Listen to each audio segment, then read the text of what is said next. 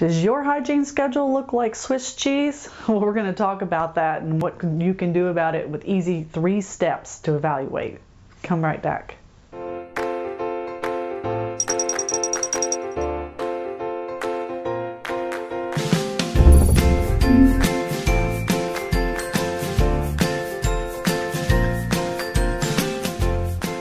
Dr. Ginger Bratzel from New Patient Attraction Automation and gingerbratzel.com, where we help dentists grow their business by getting and keeping more patients. We take all the drama and we want to do it easy and faster than you can do it alone. So every week I bring you strategies, tips, systems, things that are working in other practices so you can have up-to-date information to use in your own practice. And I teased you with the empty or Swiss cheese hygiene schedule. Now it happens in all offices, no matter how efficient you are. You have cancellations, you have broken appointments once in a while. But when we see consistent patterns in it, this is a problem. Now this was the case with one of our clients when I was in their office observing. Have a beautiful practice, very well managed practice, very well organized practice, multiple doctors, and I was watching, observing for the day and going through taking notes. And there was one hygiene op out of the 6 that were running that day that was just Swiss cheese. Lots of cancellations, lots of empty appointments, broken appointments, no-shows, things like that. Now, the first time it happened, I walked through the room and asked the assistant what she's doing. She said, "Oh, my patient didn't show, so I'm going to sharpen my instruments." And so as I'm going through making my rounds and make my observations for the rest of the office, come back an hour later, I asked her about her patient, and she had another no-show. Well, this continued all morning. She had a lot of missing appointments. So when I got to opportunity to talk to the doctor and I was reviewing my results of spending the day with them, he pointed out that it happens quite often. I didn't see any other cancellations out of the other 5 operatories, and everyone was fully busy the whole day. So he said, no, it happens to her quite a lot. So when I look at systems, I look at offices, I look at what's going wrong, the first knee-jerk reaction is, well, we got to throw everything out and start over. But in this case, no, that's not it, because we had 5 operatories running smoothly. Why was it just this one?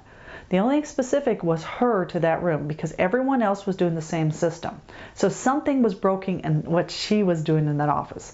So the system was fine. Now, if it had been another office and we had this in more than one operatory, then we would go back and look at the system. But the system works there, so we're not going to change anything there. So the second thing is when I watched her with the other patients and I talked to the doctor, she really didn't create any urgency and any compelling reason for them to come back. So if she finished scale and root planes, she didn't talk about maintaining them, or they were healthy, she didn't talk about how important it is to maintain that schedule.